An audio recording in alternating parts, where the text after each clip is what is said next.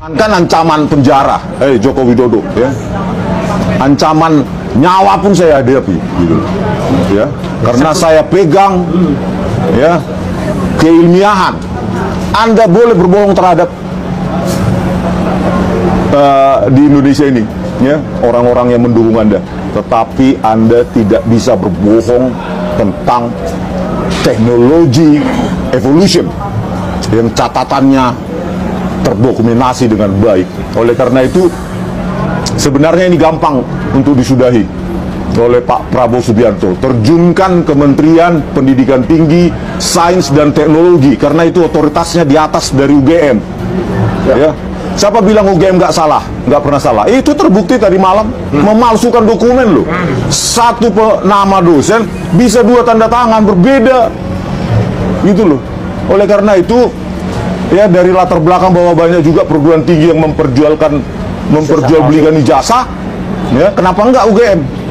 Mereka bukan malaikat, gitu loh. Oleh karena itu, turunlah Pak Prabowo, terjunkan menteri Anda yang profesor apa itu dari ITB, nanoteknologi, ya, terjunkan ahli-ahli UGM untuk memeriksa langsung itu, ya. Dan kita siap ikut ya Bang Desmond ya? Iya, gitu loh, itu loh, baru turunkan Pak Prabowo. Sudahi ini, apapun resiko politik yang Anda harus hadapi. Malu kita sama dunia, Pak Prabowo Subianto. Kalau hanya karena ini yang sudah jelas palsu ini, anak-anak bangsa dikorbankan, kita pecah belah. Padahal jelas itu palsu. Palsu. Di ijazah tersebut, mahasiswa bernama Joko Widodo itu lulus 5 November 1985. Tapi deskripsinya itu dia mendapatkan pengesahan itu tanggal 11 November 1985. Artinya dia wisuda dulu baru skripsi. Ujian kan. Skripsi Joko Widodo itu kami mendapatkan dan kami melihat kejanggalan-kejanggalan. Itu kemudian kami pertanyakan soal kejanggalan itu karena di lembar pengesahan itu selain berbeda dengan skripsinya mahasiswa yang bernama Joko Widodo, formatnya itu berbeda sekali. Pada pertemuan 15 April itu, pihak UGM sudah menunjukkan dokumen-dokumen yang memperkuat. Itu kan bohong berarti. Digital forensik sudah menunjukkan, sudah membuktikan bahwa foto wisuda itu palsu. Foto wisuda itu rekayasa. Yang terlihat pelimpungan justru pihak Jokowi. Ada 15 orang dalam tim hukum yang disiapkan untuk menghadapi tudingan ijazah palsu Jokowi. Media Kompas bahkan menyebut Jokowi turun gunung untuk mengurus kasus ijazah palsu ini karena ada rencana dari pihak Jokowi untuk melaporkan 4 orang terkait tuduhan ini ya. Seharusnya sebagai seorang mantan presiden tidak elok rasanya Pak Jokowi melaporkan Roy, Rismond, Tifa dan Fadila.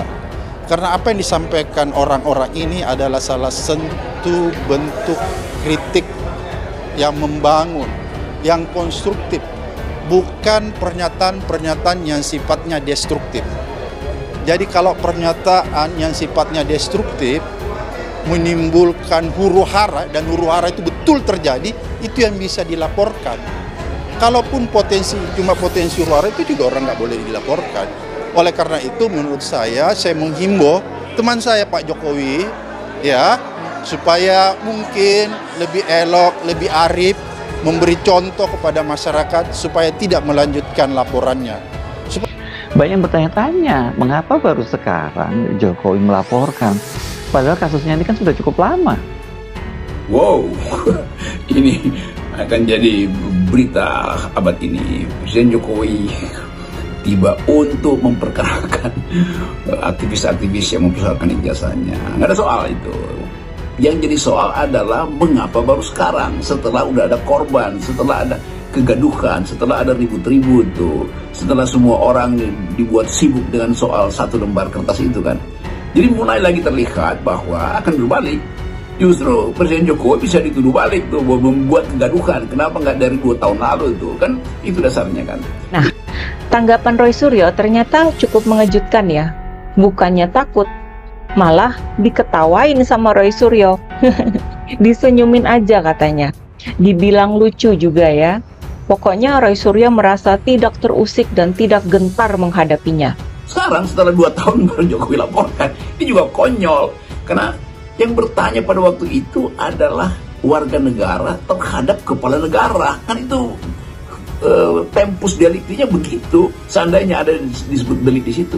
Warga negara bertanya, Bapak, ijazah Bapak itu asli apa palsu? Kan pertanyaan warga negara terhadap kepala negara, bukan pertanyaan individu pada individu yang diatur dalam hukum pidana. Itu bakal punya problem teoritis juga di dalam cara penuntutan. Jadi semua hal yang ditanyakan warga negara bisa berakhir di pengadilan kalau begitu. Walaupun yang bersangkutan bukan lagi kepala negara, kan konyolnya di situ tuh. Jadi kelihatannya mungkin juga ada aspek lain ya Pak Jokowi, karena udah lama di Solo, lalu udah bosen mungkin diatur-atur, yang datang 5-6 orang, mending bikin sensasi lagi tuh lapor ke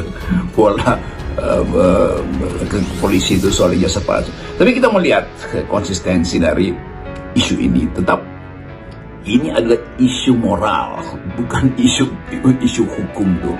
Seandainya Jokowi 2 tahun lalu mengatakan, ini loh jasa saya, kalian saya prank, kira-kira begitu, maka itu jadi bahan lelucon yang enak-enak aja.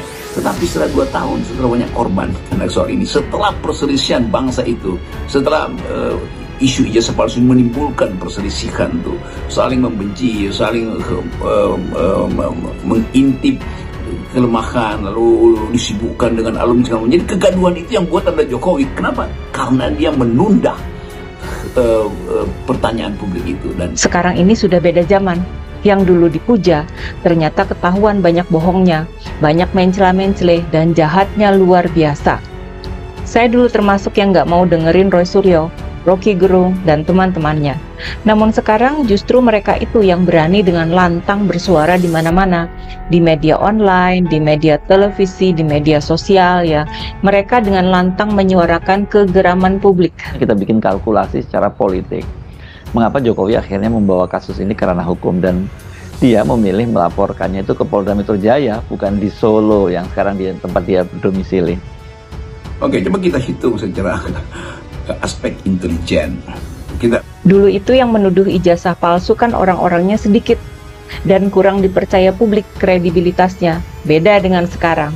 Sekarang, walaupun pihak UGM sudah memberi pernyataan resmi, bahkan katanya sudah siap membuktikan di pengadilan, itu tetap tidak sanggup memadamkan isu ijazah palsu ini ya. UGM loh, salah satu universitas terbaik di negara ini, yang masuk dalam ranking universitas global, yang punya banyak mahasiswa asing belajar di sana, yang jadi rebutan dari para lulusan SMA untuk masuk kuliah di sana, yang alumninya itu termasuk Pak Ganjar Pranowo, Pak Anies Baswedan, dan saya sendiri. Jokowi pakai pasal fitnah hingga Undang-Undang ITE terkait tuduhan ijazah palsu. Presiden ke-7 RI Joko Widodo melaporkan 5 orang dengan inisial RS, ES, RST, dan K ke Kapolda Metro Jaya atas tuduhan ijazah palsu. Mereka dilaporkan atas pasal fitnah hingga pencemaran nama baik. Para pelaku dilaporkan atas pasal 310 dan 311 Kitab Undang-Undang Hukum Pidana dan pasal 27A, 32 dan 35 Undang-Undang tentang Informasi dan Transaksi Elektronik. Pasal yang kita duga dilakukan itu ada 310, 311 KUHP dan juga beberapa pasal di Undang-Undang ITE, antara lain pasal 27A, 32 dan 35 Undang-Undang ITE. Itu semua sudah disampaikan, kata pengacara Jokowi. Yakub mengatakan pihak pengacara telah menyerahkan bukti-bukti dan video. Jokowi melaporkan sejumlah pihak dan menghormati kinerja penyidik. Mungkin inisialnya kalau boleh saya sampaikan ada RS, RS, kemudian ES, ada juga T, ada inisial K juga. Kami sudah menyerahkan ini kepada para penyidik dan penyidik masih sekarang tahapannya. Sehingga kami hormati dan kami akan menyerahkan kepada pihak kepolisian untuk menjelaskan lebih lanjut mengenai pokok perkaranya, katanya. Pengacara Jokowi lainnya, Rifai Kusuma Negara, menjelaskan detail pasal yang diadukan. Pasal tersebut terkait fitnah dan penyebaran nama baik di media elektronik.